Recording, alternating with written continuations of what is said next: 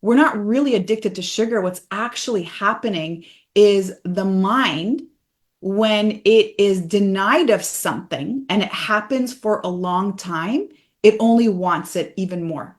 And this is called the dopamine reward system. And this is exactly what I want to talk to you about today. Are you ready to bring your dream body and health into life, but just can't seem to keep the motivation going? And is it finally time to address the self-sabotage and the unwanted eating behaviors such as binge eating, emotional eating, and nighttime eating that you know are getting in the way of your goals? Do you ever wonder what it would take for you to feel in control of your rituals so that you can stay consistent and see results?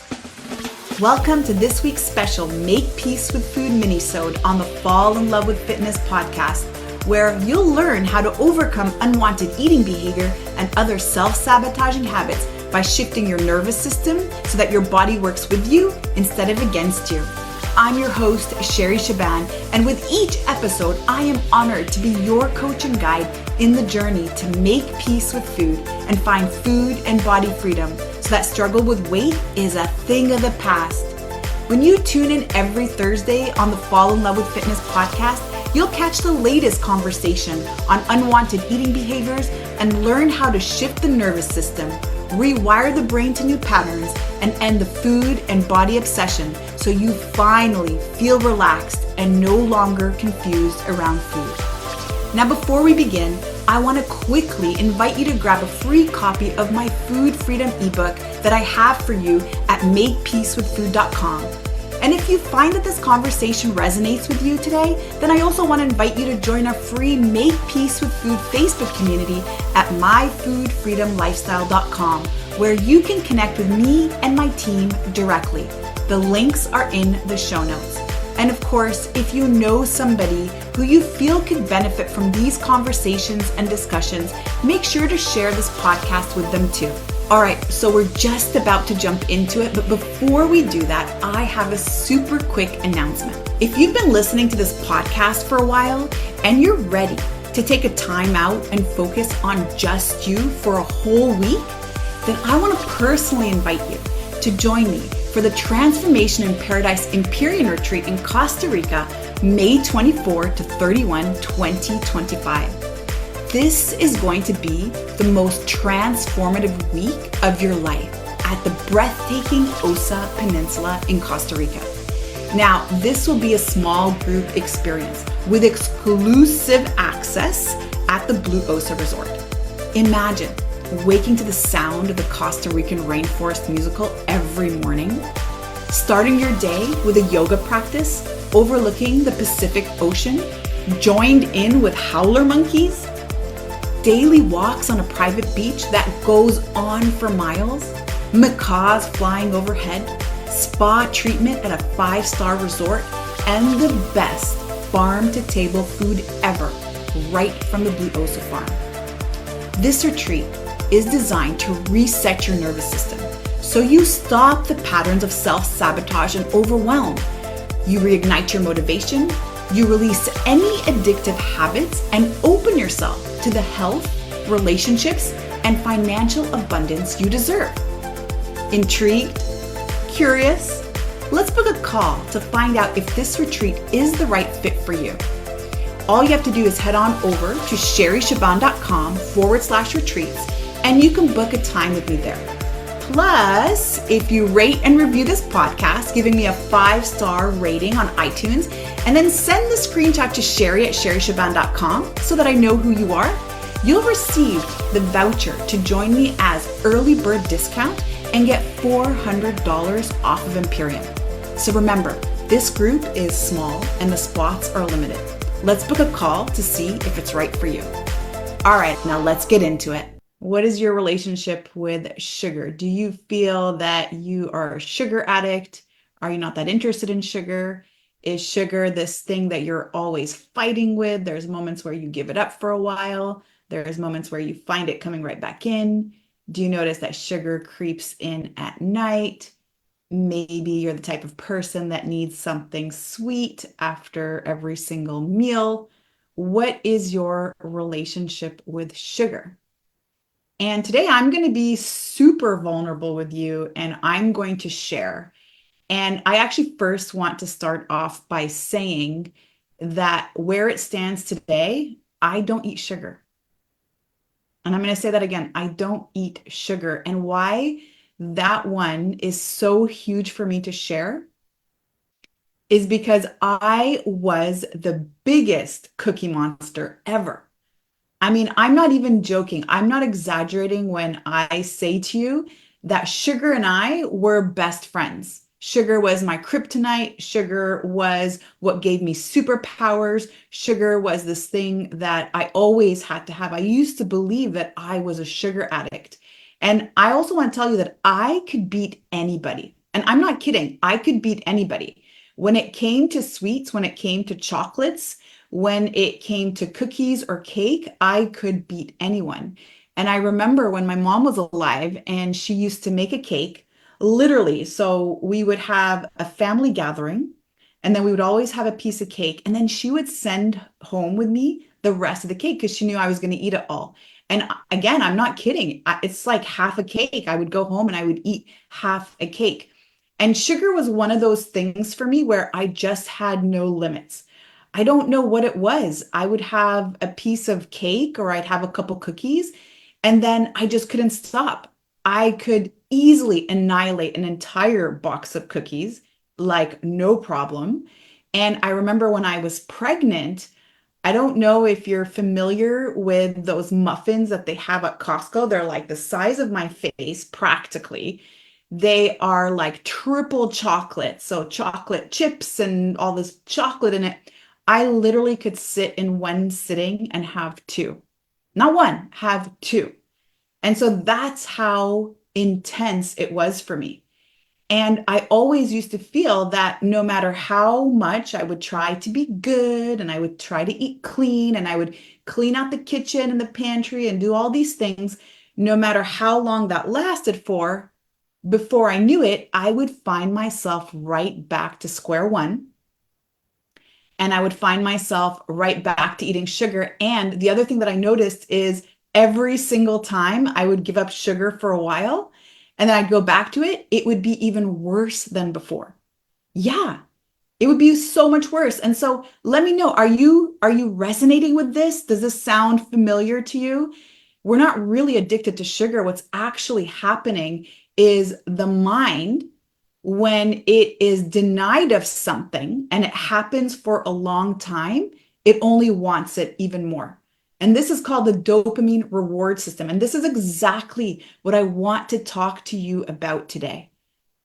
Ever notice that the more you try so hard to give up something with a desire for that thing and you're actually using willpower to do it, do you ever notice that it never lasts that long?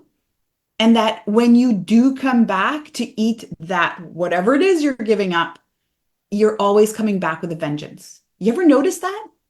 Yeah, because you actually build an even stronger desire. And here's what dieting is. Dieting is restriction. And restriction means that I want something, I really want it, but I can't have it. I'm not allowed to have it. And that's where we start to see that anytime we have a restriction and we have a desire for something, what we actually end up doing is strengthening that desire for it. So let me say that again.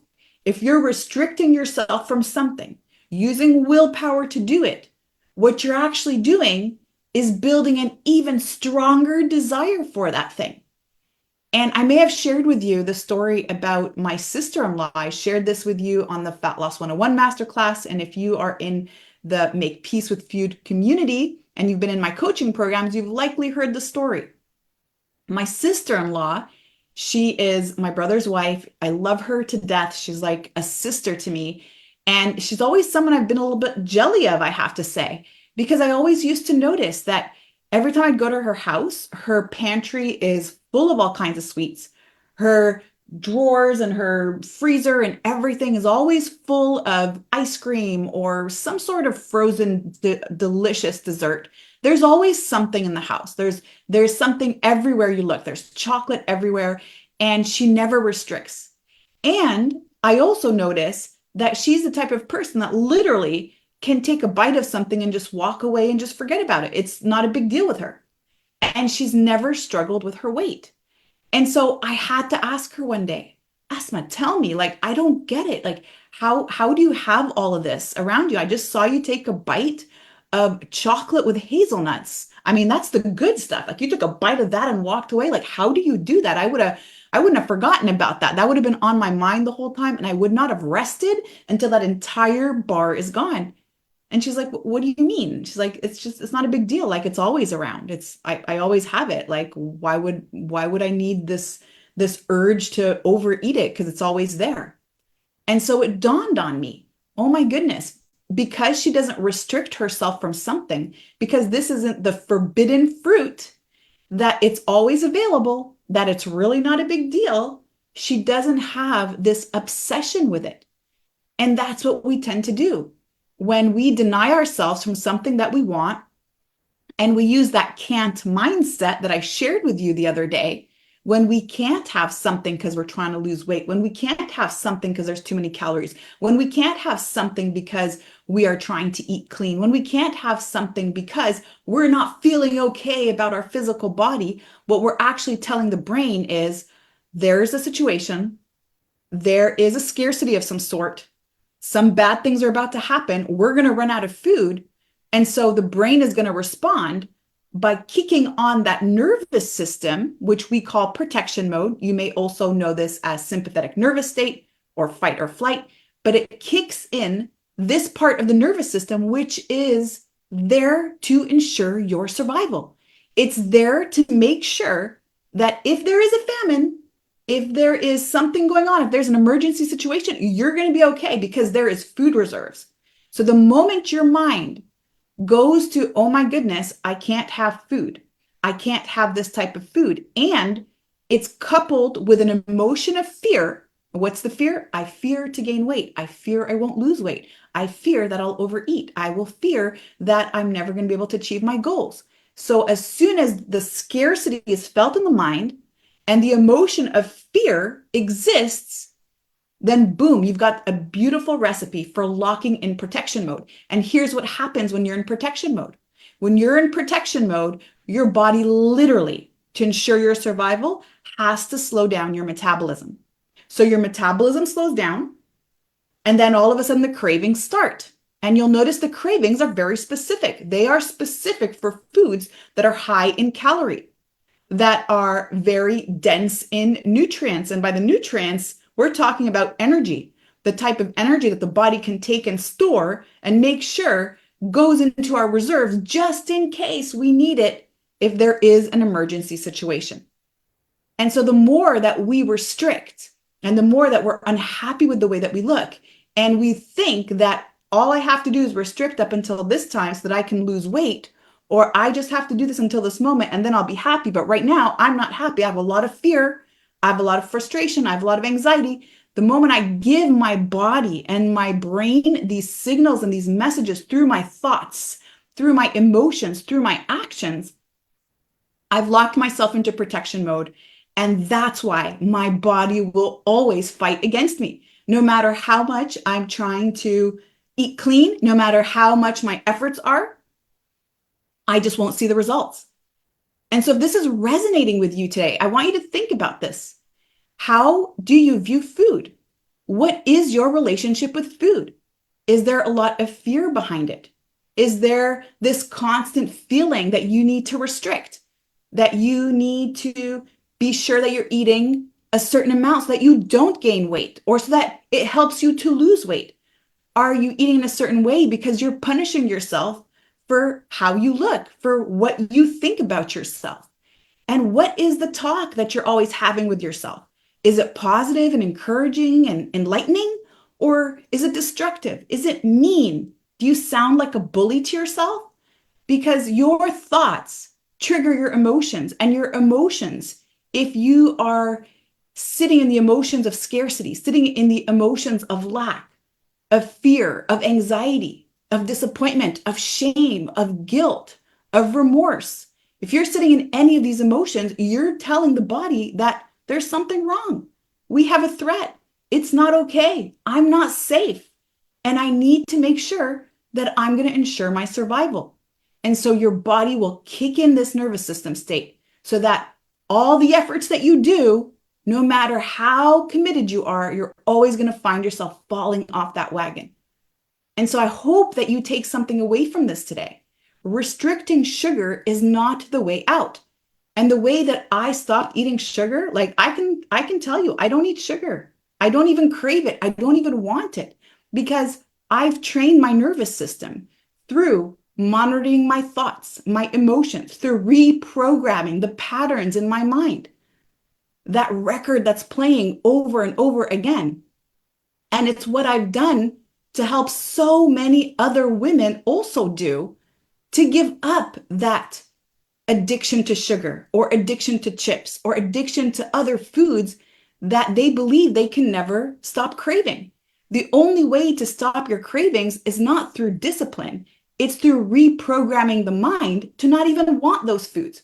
And the only way that the mind can be reprogrammed to not want those foods is to get out of that need for survival, to get out of protection mode. It's for the body to feel safe. And so if this resonates with you today, I want to invite you to a free 30-minute coaching call with me. There are no strings attached. This is just a moment for you to get curious.